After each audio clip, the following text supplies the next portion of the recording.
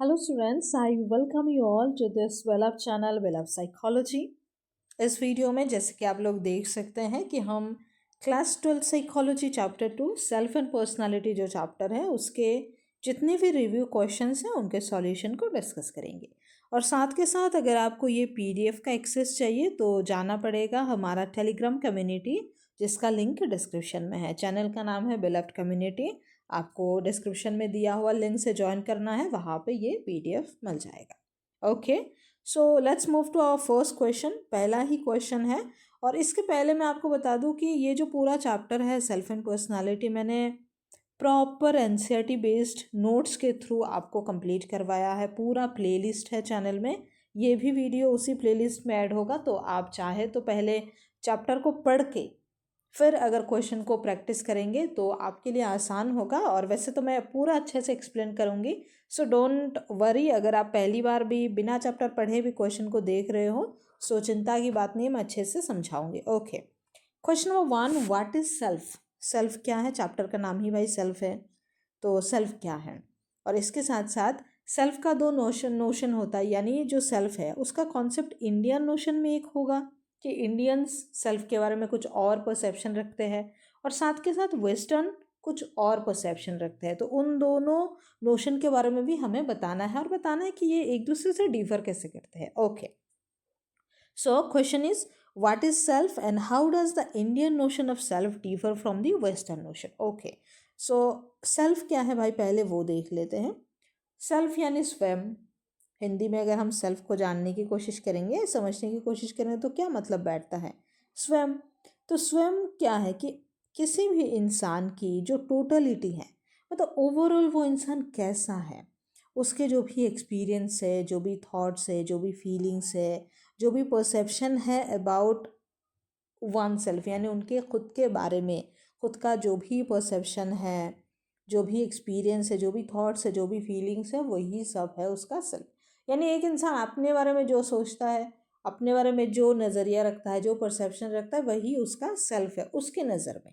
Okay, it helps a person understand who they are and how they relate to others. तो इससे लोगों को ये समझ आता है कि वो कौन है, कैसे हैं, और किस तरीके से वो लोगों से रिलेट कर सकते हैं, लोगों से कनेक्ट कर सकते हैं, ये उनको समझ आता है। अभी क्वेश्चन का दूसरा पार्ट है कि भाई इंडियन नोशन ऑफ सेल्फ क्या है और वेस्टर्न क्या है।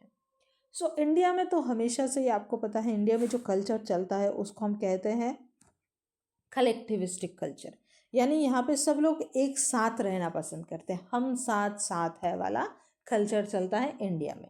सो the boundaries between self and others are flexible and changing.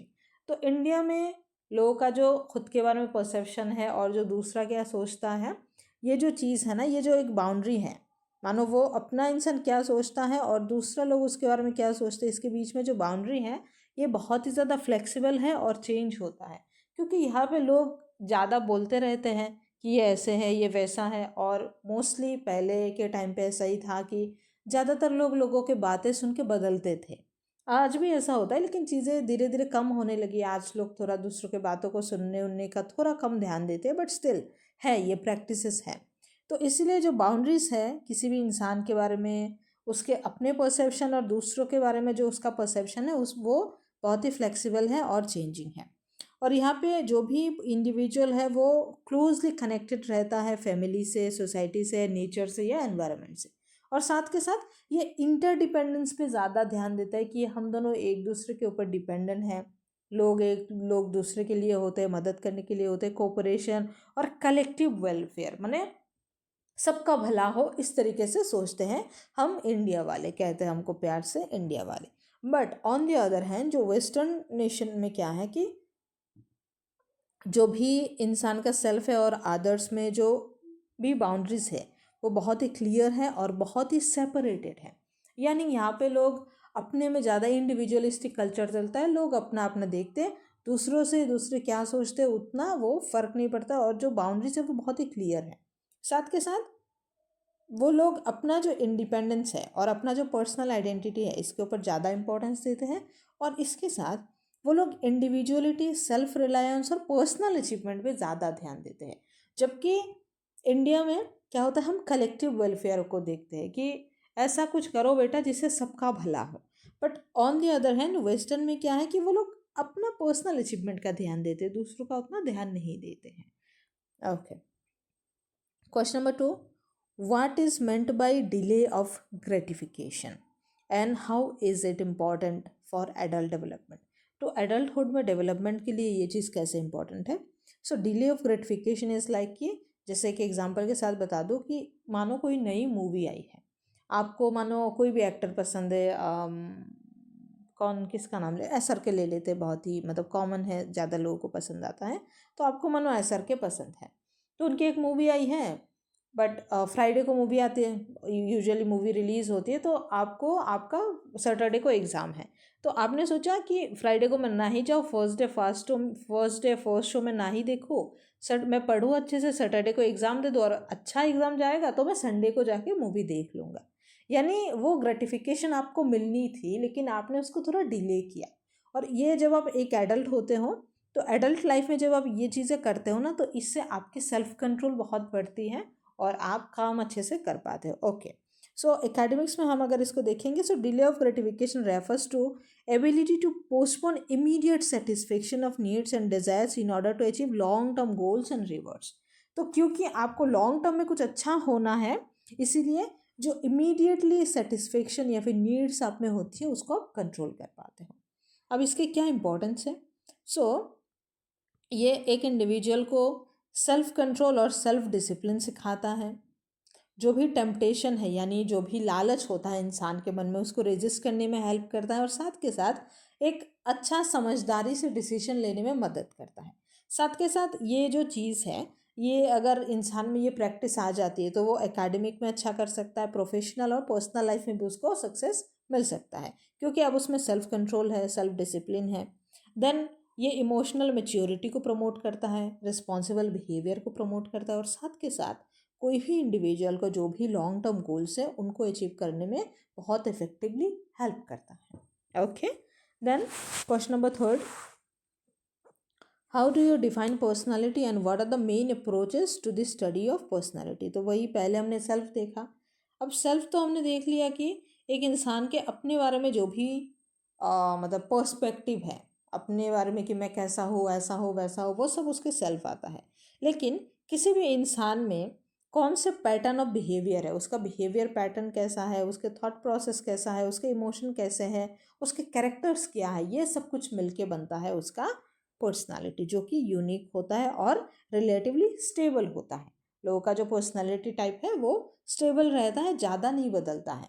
अगर एक लोग कोई इंसान है जो एक तरीके का है, वो ज़्यादातर टाइम उसी तरीके का रहता है, थोड़ा बहुत बदलना तो हर किसी में वो रहता है, सिचुएशन के हिसाब से हर कोई अपने आप को ढाल लेता है, वो कर सकते हैं लोग, बट ज़्यादातर टाइम वो स्टेबल ही रहता है। ओके, सो अभी कौन कौन से मेन अप्रोचेस हैं वो हमने बहुत अच्छे से कंप्लीट किया है बेटा, आपको पढ़ना ही है ज़रूर। सो मेन अप्रोचेस में फर्स्ट है टाइप अप्रोच। ये लोगों को ब्रॉड कैटेगरी या फिर टाइप के हिसाब से कैरेक्टराइज करता है, जहाँ पे हम देखते हैं कि किस टाइप के हैं। जैसे कुछ कॉमन कैरेक्टरिस्टिक्स होंगे जिनको हमने एक टाइप में डाल दिया, फिर कुछ और कॉमन कैरेक्टरिस्टिक्स है जिसको हमने एक और दूसरे टाइप में डाल दिया, फिर हम कहेंगे ये इंसान तो इस टाइप के हैं, ये इंसान इस टाइप के हैं। ओके, देन उसके बाद आता है ट्रेट अप्रोच। ट्रेट अप्रोच में जहाँ पे हम पहले तो हमने क्या किया, कुछ कॉमन कैरेक्टर्स को लिया है और उनको एक टाइप बताया, लेकिन ट्रेट में हम एक ही तरीके की पर्सनैलिटी ट्रेट को देखेंगे। यहाँ पे कोई एक कैरेक्टरिस्टिक नहीं है, मतलब एक से ज़्यादा कैरेक्टर नहीं है जो कॉमन होंगे और हम उनको एक साथ डाल देंगे, इस तरीके से नहीं होगा। यहाँ पे हम कोई भी पर्सनालिटी ट्रेट को देखेंगे, यानी कोई यूनिक एक पैटर्न देखेंगे और उसके हिसाब से ये इसमें ये ट्रेट है, इसमें वो ट्रेट है करके हम डिफ्रेंशिएट करते हैं। उसके बाद आता है साइकोडायनामिक अप्रोच। साइकोडायनामिक अप्रोच ने सिगमंड फ्रॉयड ने दिया था, जहाँ पर उन्होंने लोगों के अनकॉन्शियस मोटिव्स और कन्फ्लिक्ट्स के बेसिस पे लोगों को पर्सनालिटी टाइप में डिवाइड किया था, जहाँ पे हमने देखा था इड देखा था, ईगो और सुपर ईगो क्या है, ये कुछ हमने देखा था। तो वो हम देखेंगे अभी आने वाले 1-2 क्वेश्चन में, वो कॉन्सेप्ट आएगा, वहाँ पे आपको मैं अच्छे से बताऊंगी। देन हमारा चौथा नंबर है बिहेवियरल अप्रोच। बिहेवियरल अप्रोच में हम इंसान के बिहेवियर को देखते हैं, वो जो एनवायरनमेंट में किस तरीके का एक्सपीरियंस होता है वो हम देखते हैं, और उनके जो बिहेवियर है वो किसी एनवायरनमेंट में किस तरीके से बिहेव करते हैं। वो हम देखते हैं, और उससे हम ये देखते हैं कि जो बिहेवियर है ना वो ज़्यादातर अलग अलग सिचुएशन में भी स्टेबल रहता है। तो कोई भी पर्टिकुलर बिहेवियर अगर है जो डिफरेंट डिफरेंट सिचुएशन में भी स्टेबल है यानी एक जैसा है, तो इंसान में वो बिहेवियरल ट्रेट है।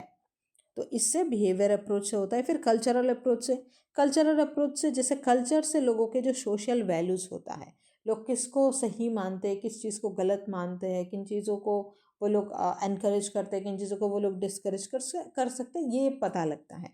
तो जो सोशल वैल्यूज़ हैं वो हम कल्चरल अप्रोच से पता लगाते हैं कि इस इंसान के कल्चरल अप्रोच ये है, मतलब इस इंसान के सोशल वैल्यूज़ ये है, कल्चरल वैल्यूज़ ये है।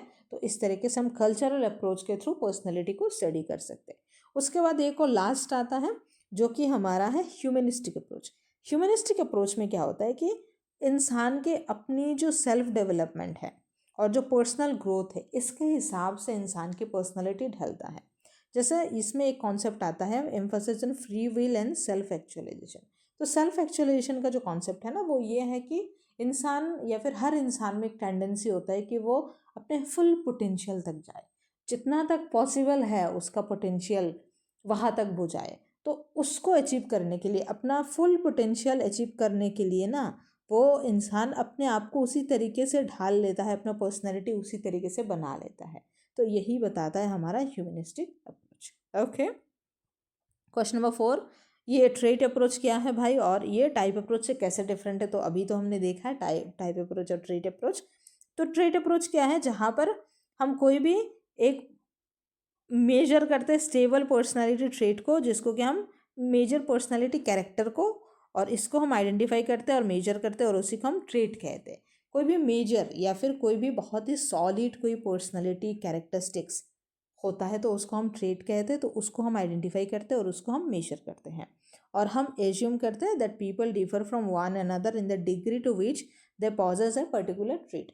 तो ये जो ट्रेट है या फिर ये जो कैरेक्टर है ये हर एक इंसान में अलग अलग डिग्री में है। अब मतलब किसी में कम है, किसी में थोड़ा ज़्यादा है, किसी में बहुत ज़्यादा है, और इसी चीज़ में अलग अलग ट्रेट में लोग डिफरेंट हैं। ओके, अब ये टाइप से कैसे डिफरेंट है भाई।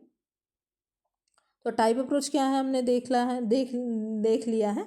सो टाइप अप्रोच वही है जहाँ पे distinct personality categories based on common behavioural patterns.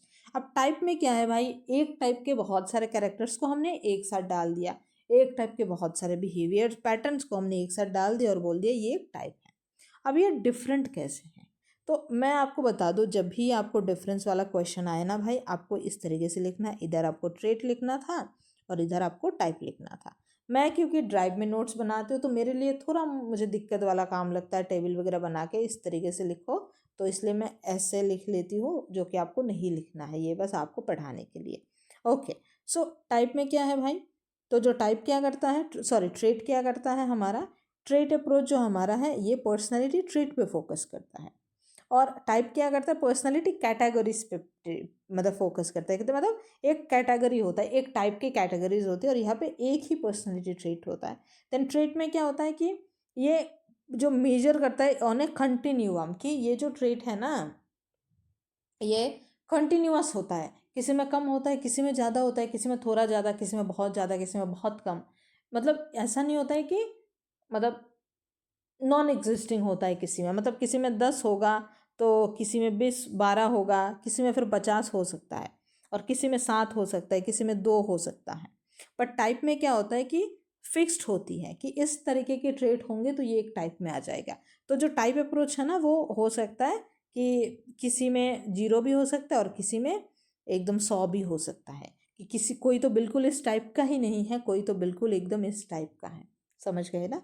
Okay, and जो ट्रेट अप्रोच है वो इंडिविजुअल डिफरेंस को डिटेल में स्टडी करने में मदद करता है, और जो टाइप अप्रोच है वो does not explain with in a type adequately, और वो इतना ज़्यादा डिटेल में एक्सप्लेन नहीं कर पाता है, क्योंकि ये तो बहुत कुछ मिला लेता है ना, खिचड़ी बना लेता है।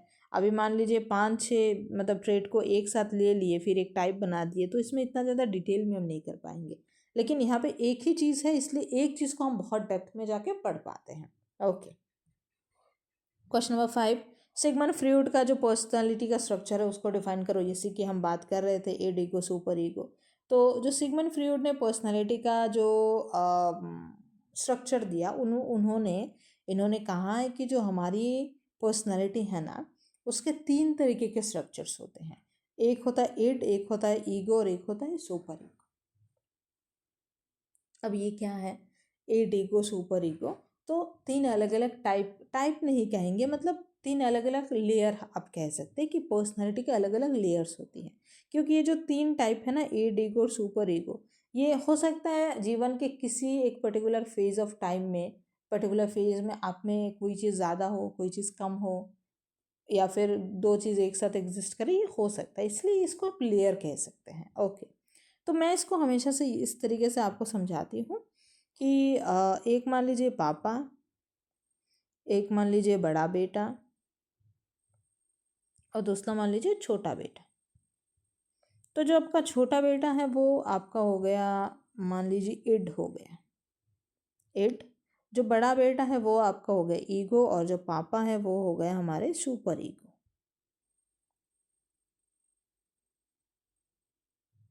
है ना।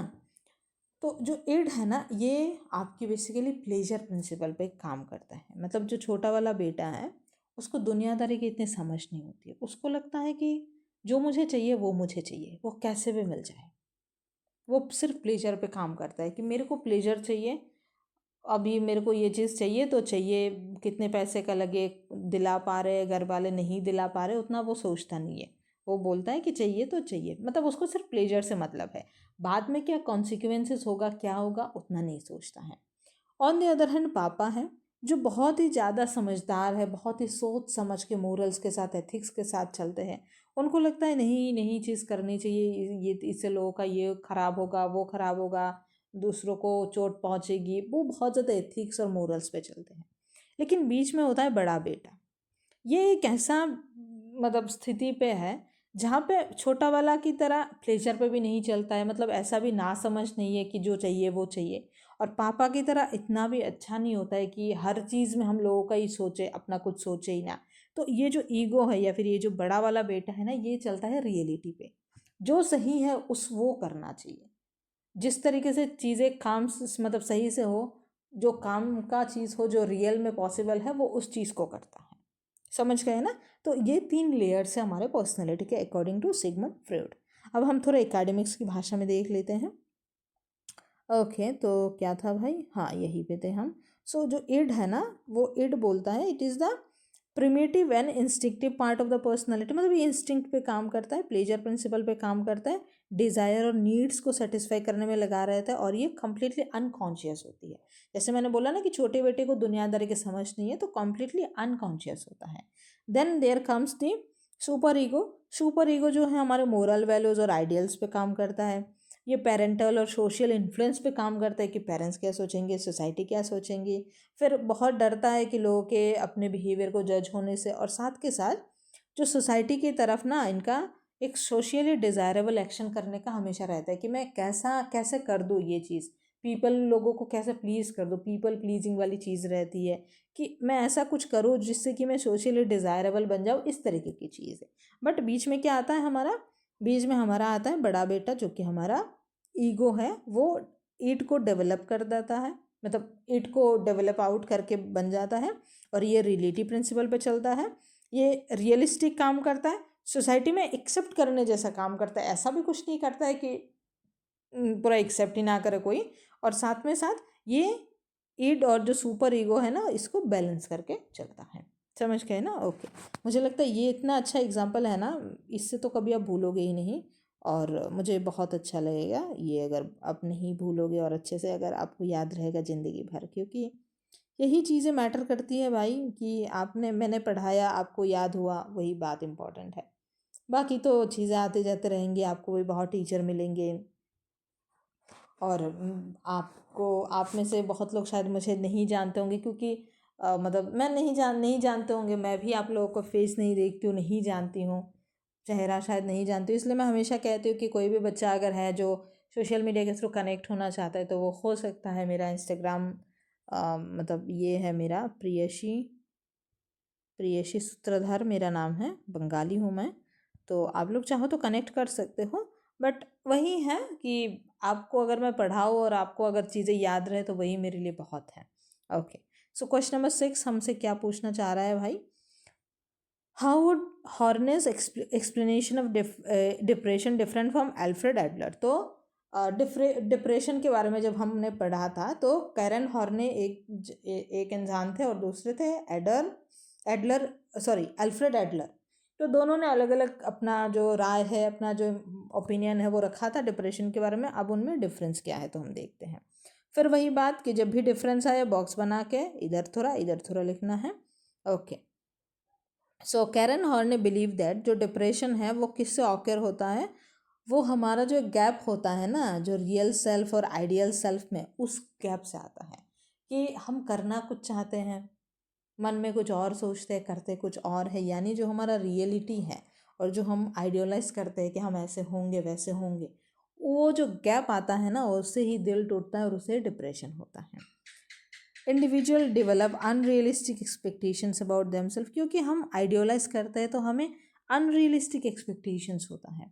और साथ के साथ जब हम फेल करते हैं उन एक्सपेक्टेशंस को अचीव करने में, तभी हम एक इनएडिक्वेसी यानी नाकामयाबी वाली फीलिंग आती है और हम डिप्रेस होते हैं। और इससे एक डिप्रेशन आता है, सेल्फ हेट्रेड आता है और एनजाइटी तो आता ही है। मतलब एनजाइटी आता है, सेल्फ हेट्रेड लगता है, हम खुद को थोड़ा वो करने लगते कि यार नापसंद करने लगते, ये चीज़ें हैं। लेकिन on the other hand Adler ने क्या कहा, Adler explain depression in terms of feeling of inferiority. अब एडलर ने कहा कि जो डिप्रेशन है ना वो इन्फीरियरिटी कम्प्लेक्स से आता है, क्योंकि हम में से कोई ना कोई जब भी कहीं पे भी जाता है, हम हमेशा देखते हैं कि हम में से कोई ना कोई ऐसा है जो बहुत बेटर है हमारे से। जैसे अगर मैं अपनी बात करूँ तो मैं बहुत अच्छे से पढ़ाती हूँ, मेरी spoken English, communication skill, speaking skill बहुत बढ़िया है। बट कई बार क्या होता है, जैसे मेरी स्किन टोन थोड़ी डार्क है, तो अब तो नहीं होता है, बट बचपन में क्या होता था कि मैं कहीं भी जाती थी तो चाहे मैं कितनी भी अच्छी हूँ, हर चीज़ में अच्छी हूँ, पढ़ाई में अच्छी हूँ, एकेडमिक्स में अच्छा रिजल्ट कर रही हूँ, लेकिन कई बार लोग मुझे कह देते थे कितनी गोरी है, ये तो कपड़ा उस पर कितना अच्छा लग रहा है, तुमने ये कैसे कपड़े पहन लिए, ये तो कलर तुम पे अच्छा भी नहीं लग रहा है। तो वहीं पे मुझे होता था इन्फीरियरिटी कॉम्प्लेक्स, और उससे होता है डिप्रेशन एडलर एडलर के अकॉर्डिंग, जो कि मेरे को तो हुआ नहीं मैं बता रही हूँ होता कैसे। तो सेम एज हो सकता है कि आपके क्लास में कोई एक ऐसा बच्चा है जिसको बहुत अच्छे नंबर आते हैं, अब उसको देख के किसी दूसरा जिसको कम नंबर आता है वो इन्फीरियरिटी कम्प्लेक्स में चला जाता होगा, उसको हो सकता है डिप्रेशन हो। तो ये चीज़ें होता है। Every person experience some feelings of inferiority, हर किसी को ये फीलिंग आती है किसी न किसी मामले में। Individual try to overcome this feelings through surviving for superiority, failure to compensate inferiority में lead to depression and maladjustment, maladjustment, malnutrition, maladjustment आप कह सकते हैं। ओके, तो क्योंकि हम हर कोई सुपीरियरिटी तक पहुंचना चाहते हैं, सुपीरियर होना चाहते हैं, और जब भी हम उस चीज़ को कंपेंसेट नहीं कर पाते, फेल होते, तभी हमें वो मतलब डिप्रेशन होता है। ओके, तो समझ आ गया। एक ने कहा कि हमारा जो रियलिटी है और हमारा जो आइडियल चीज़ है उसके जो गैप है उससे होता है डिप्रेशन। किसी ने कहा कि हम जो सुपीरियर होना चाहते हैं और ख़ुद को इन्फीरियर महसूस करते हैं, वो उसको फील अप करने में करते हैं, हमें क्या होता है, डिप्रेशन होता है। ओके, फिर क्वेश्चन नंबर 7 हमसे क्या पूछना चाह रहा है, what is the main proposition of humanistic approach, what did Maslow mean by self actualisation. तो अब्राहम मास्लोस जो एक पिरामिड आता है नीड्स, ह्यूमन नीड्स का, वो बहुत इंपॉर्टेंट है, आपको पढ़ना चाहिए। अभी जब आप वो करोगे आगे आने वाले क्लास में जाओगे ना तो पढ़ोगे। सो ह्यूमनिस्टिक अप्रोच क्या बताता है भाई, ह्यूमनिस्टिक अप्रोच बताता है कि हर एक इंसान में कुछ पॉजिटिव नेचर होता है और हर एक इंसान में एक स्ट्राइविंग फोर्स होता है, एक मतलब ज़िद रहती है, एक मन रहता है कि वो अपने आप को डेवलप करे, ग्रो करे, और अपना जो हाईएस्ट पोटेंशियल है, मतलब वो कितना तक पहुंच सकता है, उसकी जो हाईएस्ट लिमिट कितनी हो सकती है, वहाँ तक पहुंचने की हर एक इंसान में वो एक मतलब चुल रहती है, आप ऐसा कह सकते हैं। अगर चुल ये सही शब्द नहीं है, समझाने के लिए आपको मैंने बोल दिया। तो इसके जो मेन प्रोपोजिशन है वो क्या क्या है वो देख लेते हैं। तो उन्होंने कहा कि जो ह्यूमन बींग्स है they are inherently good and capable of growth. तो ह्यूमन बींग एक्चुअल में अच्छे ही होते हैं और वो लोग ग्रोथ करने के कैपेबल होते हैं, और उनके पास फ्री विल होती है और पर्सनल रिस्पॉन्सिबिलिटी होती है, और साथ के साथ individual strive to realise their potential. वही है कि हर एक कोई चाहता है कि अपने जो पोटेंशियल को स्ट्राइव करता है कि हाईएस्ट पोटेंशियल तक पहुँचे। एंड इन सब चीज़ों में ना अपने आप को समझने के लिए उसका पर्सनल एक्सपीरियंस बहुत इम्पोर्टेंट है, क्योंकि खुद ही जानता है कि खुद का पोटेंशियल क्या है। मुझे पता है मैं ये पढ़ा सकती हूँ, इसलिए मैं पढ़ा रही हूँ। किसी को जैसे मैंने ये पढ़ा है, मेरे को पता है कि मेरे एक्सपीरियंस में मुझे पता है कि मैं इस चैप्टर को अच्छे से पढ़ा सकती हूँ, तो ये मेरा पोटेंशियल है। तो मैं चाहती हूँ कि मैं हाईएस्ट पोटेंशियल तक पहुँचूँ, इसलिए मैं अपने ये चीज़ करती हूँ, है ना। तो वही बात है। देन सेल्फ एक्चुअलाइजेशन क्या है और मास्लो क्या है। सेल्फ एक्चुअलाइजेशन वही है कि अब्राहम मास्लो के according is the process of realising and developing one's fullest potential. तो हम सेल्फ के बारे में अवेयर होते हैं और हम रियलाइज़ करते हैं कि हमारे अंदर पोटेंशियल है और हम अपने आप को डेवलप करते हैं उस पोटेंशियल तक पहुंचने के लिए। यही सेल्फ एक्चुअलाइजेशन है। अब इसके कुछ कैरेक्टरिस्टिक्स क्या है, तो ये जो सेल्फ एक्चुअलाइजेशन ये ह्यूमन का हाईएस्ट नीड है। सबसे पहला नीड हमारा तो खाना पीना आता है, रहने की जगह है, कपड़ा है, रोटी कपड़ा मकान, बेसिक नीड हमारा। इसके बाद थोड़ा लग्जरी आता है, प्यार मोहब्बत, ये चीज़ें आती हैं। उसके भी ऊपर अगर कोई है, जैसे किसी को आपने देखा होगा कि उसके पास खाना पीना का सब कुछ है, कपड़ा पहनने का है, मतलब पैसे वैसे भी है, शादी वादी अच्छे से हो गई है, मतलब लविंग पार्टनर भी है, हस्बैंड है, वाइफ है, जो भी है, बट स्टिल किसी के मन में लगता रहता है कि कुछ खाली है, कुछ खाली है, कुछ तो और चाहिए। तो वो वही चीज़ है कि उसको लगता है कि सब चीज़ तो है, लेकिन मेरा जो पोटेंशियल है वहाँ तक मैं नहीं पहुँचा हूँ। और ये हाईएस्ट नीड होता है किसी भी ह्यूमन का। और इसमें क्या क्या इन्वॉल्व होती है, वही पर्सनल ग्रोथ और फुलफिलमेंट, और इंडिविजुअल का जो एबिलिटीज़ है उसका मैक्सिमम यूज़, एंड वो जो भी इंडिविजुअल है वो क्रिएटिव होता है, इंडिपेंडेंट और रियलिस्टिक होता है। यही कैरेक्टर्स होता है जिनमें सेल्फ एक्चुअलाइज्ड जो पर्सन होते हैं उनके। ओके, क्वेश्चन नंबर 8 मैं थोड़ा पानी भी लेती हूँ। क्वेश्चन नंबर 8 हमसे पूछना चाहता है कि कौन कौन से वो ऑब्जर्वेशनल मेथड्स हैं जो हम पर्सनालिटी एसेस करने के लिए यूज़ करते हैं, और साथ के साथ क्या दिक्कतें आती हैं उन मेथड को यूज़ करने के। तो ऑब्जर्वेशनल मेथड वही है जिसमें हम ऑब्जर्व करते हैं, बहुत ही सीधी सी बात है। Observational method involve studying person behaviour directly in real life situation. Real life में हम ऑब्जर्व करते हैं, वही बात है। तो ऑब्जर्व करने वाली मेथड को ऑब्जर्वेशनल मेथड कहते हैं। ओके, अब बात यह है कि कौन कौन से टाइप है, मेन ऑब्जर्वेशनल मेथड क्या क्या है। तो first one is naturalistic observation. Naturally जैसा हो रहा है हम वैसे ही ऑब्जर्व कर रहे हैं।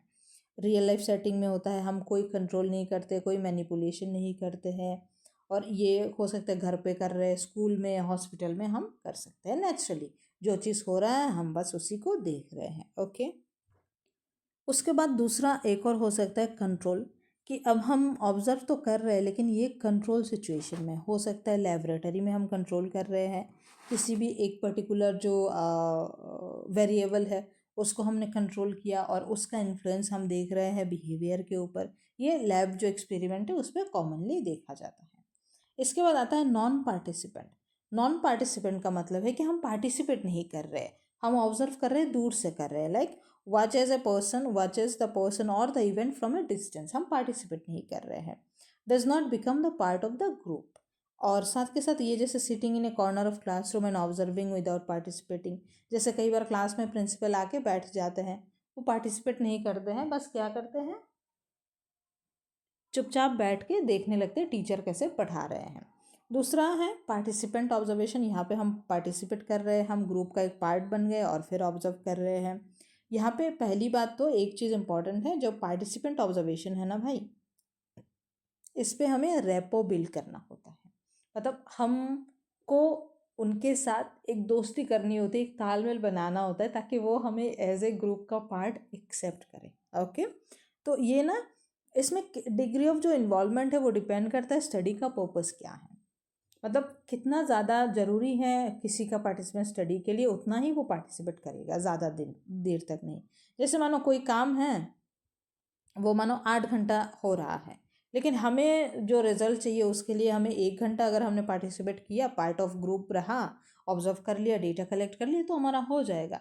तो हम बस 1 ही घंटा पार्टिसिपेट करेंगे। अब बाकी काम 8 घंटा नहीं, 16 घंटा होता रहे, हमें उससे कोई मतलब नहीं। ओके, अब इसमें दिक्कत क्या है, प्रॉब्लम क्या है। प्रॉब्लम तो ये बात है कि जो ऑब्जर्व कर रहा है ना, उसके कुछ पर्सनल बायासेस होंगे, कुछ पर्सनल ओपिनियन होंगे।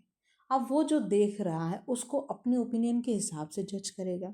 दूसरा बात, जो भी इंडिविजुअल है जिसको ऑब्जर्व किया जा रहा है, हो सकता है जब उसकी ऑब्जर्वेशन चल रही हो वो अपना बिहेवियर चेंज कर ले, क्योंकि उसको पता लगा अभी मेरा तो ऑब्जर्वेशन हो रहा है, रिकॉर्डिंग हो रही है, तो अभी वो अच्छा बनने की कोशिश करेगा अगर वो बुरा है तो। या फिर कुछ लोग अच्छे हैं बट वो नर्वस हो जाएंगे, थोड़ा अलग तरीके से बिहेव करने लगेंगे, और इसमें टाइम तो बहुत लगता है। और अलग अलग ऑब्जर्वर अगर हैं तो वो एक ही बिहेवियर को अलग तरीके से इंटरप्रेट करेंगे, और जो रिजल्ट होगा उसमें ऑब्जेक्टिविटी लैक होगा, रिलायबिलिटी लैक होगा, क्योंकि अब सिचुएशन अलग हो सकती है, ऑब्जर्वर बदल सकते हैं, जो पार्टिसिपेंट है वो बदल सकता है, सिचुएशन में बहुत सारे फैक्टर्स है जो बदल सकती हैं, इसलिए वो रिलायबल तो नहीं हो सकता है ना। ओके, सो क्वेश्चन नंबर 9 हमसे फिर क्या पूछना चाह रहा है कि स्ट्रक्चर पर्सनालिटी टेस्ट क्या है और कौन से वो mostly widely use structure personality test है। ओके, तो स्ट्रक्चर पर्सनालिटी टेस्ट वो टेस्ट होती है जिनमें हम स्टैंडर्डाइज टेस्ट होता है वो, और जिनमें प्री डिटर्मिन्ड क्वेश्चन होते हैं और स्टेटमेंट्स होते हैं, जहाँ पे पर्सनालिटी के हिसाब से या फिर कोई पार्टिसिपेंट के जो टेस्ट में रिजल्ट उसने मार्क किया है, सॉरी रिजल्ट नहीं, जो रिप्लाईज उसने मार्क किया है उसके हिसाब से हम पर्सनालिटी को जज करते हैं। मतलब यहाँ पे स्टैंडर्ड एक रहता है, जैसे कि एक स्टैंडर्ड है कि 100 क्वेश्चन का होगा, अब उसमें 100 प्री डिटर्मिन्ड क्वेश्चन हो सकते हैं या फिर 100 स्टेटमेंट हो सकते हैं जिनको कि यस और नो में या फिर कांट से इस तरीके से जो पार्टिसिपेंट है वो मार्क करेगा। फिर इसने कौन सी चीज़ों पे यस मार्क किया है उसके हिसाब से हम जज करेंगे, कौन से में नो मार्क किया है इसके हिसाब से जज करेंगे, इस तरीके से। तो इसमें कौन कौन से टेस्ट है, इसके कुछ कैरेक्टरिस्टिक्स है। कैरेक्टरिस्टिक्स तो ये है कि जो क्वेश्चन है और जो स्कोरिंग का जो प्रोसेस है वो फिक्स है। जैसे 100 क्वेश्चन हैं, सारे क्वेश्चन 2 मार्क्स के, तो वो तो फिक्स है, अगर 50 में येस आया है तो उसका जो स्कोर है वो 100 आएगा, इस तरीके से। ओके, दूसरा बात ये है कि जो रिस्पॉन्सेज हैं वो ऑब्जेक्टिवली देखा जाता है, ऑब्जेक्टिव मतलब ऑप्शन के साथ आता है। फिर ये रिलायबल है और कंपेरेबल हो सकता है, क्योंकि ये टेस्ट फिक्स है क्वेश्चन, तो इसको कंपेयर किया जा सकता है और इसको एडमिनिस्ट्रेट करना ईजी है। बस लोगों को बता दो कि ये क्वेश्चन है, ये ऑप्शन है, आपको बस हाँ या ना में जवाब देना है। ओके, अब कौन कौन से वो टेस्ट हैं उनको हम थोड़ा देख लेते हैं, ये थोड़ा सा इम्पॉर्टेंट है, मतलब इम्पॉर्टेंट यानी थोड़ा सा याद रखने वाला चीज़ है, हम 2 ही टेस्ट को लिए हैं वो है। सो पहला ये MMPI, इसको हम कहते हैं मिनेसोटा मल्टीफेजिक पर्सनालिटी इन्वेंट्री टेस्ट, जो कि हैथवे एंड एम से किंडले ने डेवलप किया था, और इसमें ट्रू और फॉल्स रिस्पॉन्स के थ्रू स्टेटमेंट दिया जाता है, और इसको पर्सनालिटी या फिर साइकोलॉजिकल डिसऑर्डर्स को एसेस करने के लिए यूज़ करते हैं। ओके, और दूसरा एक और टेस्ट है EPQ आइसेंक पर्सनालिटी क्वेश्चनरी, तो नाम ही है आइसेंक का नाम से, तो उसने ही डेवलप किया है, हैंस आइसेंक ने। और ये जो है इंसान में हमने पढ़ा था ना अलग अलग टाइप के टाइप अप्रोच में, ट्रेट अप्रोच में, तो जो एक्सट्रोवर्जन, न्यूरोटिसिज्म और साइकोटिसिज्म है, इन चीज़ों को मेजर करने के लिए हम इसको यूज़ करते हैं, और इसको भी पर्सनैलिटी एसेस करने के लिए यूज़ किया जाता है। देखो, अब टेस्ट ही जब पर्सनैलिटी का है तो ऑफकोर्स इसको पर्सनैलिटी एसेस के लिए ही करेंगे। तो ये अगर ये बस एक पॉइंट है कि एक लाइन है जो एक्स्ट्रा पॉइंट के तौर पे आपको लिखना है, बाकी आपको तो पता ही है ना। देखो, कई बार बहुत सारी चीज़ें होती है आपको पता है, लेकिन क्या है भाई कि एग्ज़ाम जैसा चाहता है, एग्जामिनर जैसा चाहता है, आपको उस तरीके से बिहेव करना चाहिए। इसलिए मैं हमेशा कहती हूँ कि ओवर स्मार्ट बनने की कोई ज़रूरत नहीं होती है, जैसा जो चीज़ चाहिए आपको वैसे वो चीज़ करना है, इससे ना पीस ऑफ माइंड रहता है। Okay, explain the how projective techniques assess personality and which projective test personality are widely used by psychologists। projective techniques क्या है भाई? प्रोजेक्टिव टेक्निक्स वो टेक्निक्स हैं जिससे कि पर्सनैलिटी को हम एसेस तो करते हैं by presenting individual with ambiguous stimuli and asking them to interpret और रिस्पॉन्ड। एक शो आता था यंग शेल्डन के नाम से, वहाँ पे अपने ट्विन के स्टडी में आपने देखा होगा कि क्या होता है ना कि यहाँ पे लोगों को कुछ पैटर्न दिखाया जाएगा या फिर कुछ कार्टून्स, कुछ इमेजेस दिखाया जाएगा, यानी कुछ एक्सटर्नल स्टिमुलस दिखाया जाएगा एम्बिग्यूअस, जिससे कि ना बोलेंगे कि आप ना इसको इंटरप्रेट करो। जैसे कि कोई इमेज है तो मतलब मानो कोई शेर है, अभी मेरे को ड्राइंग तो नहीं आता लेकिन आप समझ लो शेर है और यहाँ पे कोई हिरन है, पता नहीं शेर और हिरन तो बना नहीं है बट आप समझ लो। तो वो जो शेर है ना वो हिरन के सामने बैठा है और हिरन को खा नहीं रहा है, हिरन भी बैठी है ये भी थोड़ा मतलब नॉर्मल से बैठी, ये भी नॉर्मल से बैठा है, कोई किसी को खा नहीं रहा है। अब इसको देख के बोलेंगे कि बोलेंगे बोले सॉरी, लोगों को बोलेंगे कि अब इसको इंटरप्रेट करो। तो इसमें क्या होता है ना कि अब कुछ लोग बोलेंगे कि या तो शेर भूखा नहीं है इसलिए हिरन को खा नहीं रहा है। अब कुछ लोग बोलेंगे कि या तो शेर को दया आ रही है इस हिरन को देख के इसलिए वो खा नहीं रहा है। तो दो ही बात हो गई यहाँ पे, और भी बहुत सारे तरीके को हो सकते हैं। तो इससे क्या होता है कि लोगों के मन में कौन सा वो अनकॉन्शियस फीलिंग है, कौन सा मोटिव है, कौन सा कॉन्फ्लिक्ट है, जिससे कि मतलब लोग क्या कैसे सोचते हैं। कुछ लोग सोचते हैं कि यार ये शेर तो खाने वाला है, खाएगा ही, शायद इसको भूख नहीं है इसलिए नहीं खा रहा होगा। कुछ लोग बोलेंगे हो सकता है भूखा है लेकिन उसको भी थोड़ा मतलब दया आ गया होगा इस हिरन पे इसलिए नहीं खा रहा होगा।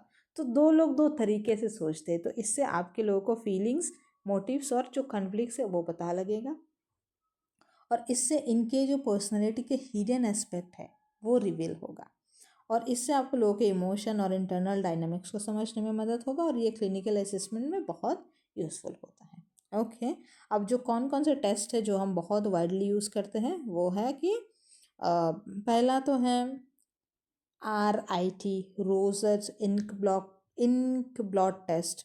इसमें ही हरमन रोसच ने इसको डेवलप किया था। वही इंक ब्लॉट कार्ड दिखाया जाता है और लोगों को बोल दिया जाता है कि वो उन कार्ड्स में, इंक ब्लॉट कार्ड्स में क्या देख रहे हैं, वही बात है इंटरप्रेट करने की।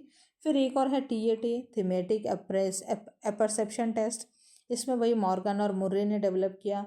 लोगों को पिक्चर्स दिखाया जाता है, सोशल सिचुएशंस दिखाया जाता है और उनको डिपिक्ट करने के लिए बोलते हैं, और इससे बोलते हैं कि आप इसको देख के स्टोरी बनाओ, इस पिक्चर को देख के। जो चित्र बनना नहीं आता था आपके पिक्टोरियल डिस्क्रिप्शन आपके ग्रामर में, वही बात है। फिर एक और है PF स्टडी, जिसको रोजनबर्ग्स पिक्चर फ्रस्ट्रेशन स्टडी बोलते हैं। PF study picture frustration situation through cartoons, और फिर उनसे लोगों का फ्रस्ट्रेशन लेवल चेक करते थे कि मतलब फ्रस्ट्रेटिंग चीज़ें दिखाते थे और देखते थे कि इससे लोग कितना फ्रस्ट्रेट होते हैं, है ना। ओके, फिर हमारा एक और है सेंटेंस कंप्लीशन टेस्ट। इससे तो नाम से पता लग रहा है कुछ अनफिनिश सेंटेंस दिखेंगे देंगे और बोलेंगे इसको फिनिश करो। इससे लोगों का एटीट्यूड क्या है, नीड क्या है, कन्फ्लिक्ट क्या है, वो पता लगेगा। ओके, अभी हमारा लास्ट क्वेश्चन नंबर 11 थोड़ा बड़ा है लेकिन उतना ज़्यादा कुछ है नहीं इसमें। जो एरियंथ है ना, वो भाई बनना चाहता है सिंगर, जबकि उसके जो सारे फैमिली मेम्बर्स हैं वो डॉक्टर्स हैं। अभी क्या है कि ये जो फैमिली मेम्बर्स बोलते तो हैं कि इसको प्यार करते हैं, लेकिन ये जो सिंगर बनने की जो कैरियर चॉइस है ना, इसको बहुत ज़्यादा डिसअप्रूव करते हैं, इसको मानते नहीं हैं। अब कार्ल रोगर्स की टर्मिनोलॉजी में बताओ कि ये जो एटीट्यूड दिखा रहे हैं इस एरियंथ के फैमिली ने, जब भी मैं एरियंथ बोलती हूँ ना मुझे वो नोटबुक की याद आती है। तो वो क्या है, किस तरीके की भावनाएं वो लोग व्यक्त कर रहे हैं, कार्ल रॉगर्स की टर्मिनोलॉजी में बताओ। तो कार्ल रॉगर्स बताते हैं the importance of unconditional positive regard for healthy personality development, individual need acceptance love and support without conditions. अब जो कार्ल रॉगर्स है ना, वो कहते हैं कि अगर किसी भी बच्चे का चाहते हैं कि वो सिर्फ और सिर्फ पॉजिटिव रहे, जीवन में आगे बढ़ता रहे, तो उसको अनकंडीशनली पॉजिटिव रिगार्ड देना होगा, अनकंडीशनली पॉजिटिव सिचुएशन देना होगा जहाँ पे उसकी एक हेल्दी डेवलपमेंट हो सके। और इसमें उसकी जो भी चीज़ें होंगी उसको एक्सेप्ट करना होगा, उसको प्यार करना होगा, सपोर्ट करना होगा, किसी भी कंडीशन हो। मतलब अनकंडीशनल, मतलब कोई भी कंडीशन नहीं है, किसी भी कंडीशन में उसको बस एक्सेप्टेंस मिलनी चाहिए, प्यार मिलना चाहिए और सपोर्ट मिलना चाहिए। अगर ये चीज़ें मिल रहा है तो जाकर उसकी जो है अनकंडीशनल या फिर हेल्दी डेवलपमेंट पर्सनालिटी का होगा। अब उसके जो फैमिली जो बिहेवियर दिखा रहे हैं उसमें क्या कर रहे हैं, वो लोग अनकंडीशनल तो नहीं हैं, वो लोग कर क्या रहे हैं, वो लोग कंडीशनल चीज़ें कर रहे हैं कि हम तुमको प्यार करते हैं लेकिन तुमको सिंगर बनना हमारा पसंद नहीं है, मतलब तुम्हारा सिंगर बनना हमारा पसंद नहीं है। यानी यहाँ पे कंडीशनल पॉजिटिव रिगार्ड है, प्यार है लेकिन कंडीशन के साथ। देन वो लोग क्लेम तो करते हैं लेकिन एक्सेप्ट नहीं करते उसका कैरियर चॉइस। वो लोग अप्रूवल, यानी उनका जो अप्रूवल है वो डिपेंड करता है कि वो उन लोगों के एक्सपेक्टेशंस को पूरा करता है या नहीं। तो ये जो कंडीशन है ना, इससे क्या होगा, उसका जो रियल सेल्फ है और जो आइडियल सेल्फ है उसके बीच में क्या होगा, एक गैप आएगा। कन्फ्लिक्ट आएगा और इससे उसका, जैसा हमने देखा था ना, कैरन हॉर्ने ने कहा था कि जब गैप आता है तब क्या होता है हमें, तब हमें होता है डिप्रेशन। तो इससे क्या होगा, उसके मन में एंजाइटी आएगी, फ्रस्ट्रेट होगा वो, और उसका जो सेल्फ इस्टीम है वो घट जाएगी। और रोगर्स ने ये बिलीव किया है कि अगर किसी का हेल्दी पर्सनैलिटी डेवलपमेंट और सेल्फ ग्रोथ चाहते हैं तो हमें उसको पॉजिटिव रिगार्ड के साथ हर चीज़ में एनकरेज करना पड़ेगा। So that is it. इसके साथ मैं आप लोगों को थैंक यू विश करना चाहती हूँ। ये चैप्टर यहीं पे ख़त्म होता है। अगर आपको पीडीएफ नोट्स चाहिए तो ऑफ कोर्स जाना पड़ेगा हमारा जो टेलीग्राम चैनल है वहाँ पे। और अगर आपके कुछ सजेशंस हैं, आप ऑफ कोर्स वो सजेशन दे सकते हो। ये चैनल भी अनकंडीशनल पॉजिटिव रिगार्ड आप लोगों को रखना है मतलब इस तरीके से है कि आपको जो भी मन में आए चीज़ें, जो भी चीज़ चाहिए आप बता सकते हो मुझे कि ये चाहिए, ये वो चीज़ है, मतलब ये अच्छा है, ये बुरा है, इसको चेंज करना है, इसको रखना है, और इस तरीके के नोट्स चाहिए, कुछ भी चाहिए आप लोग मुझे बोल सकते हैं। Thank you.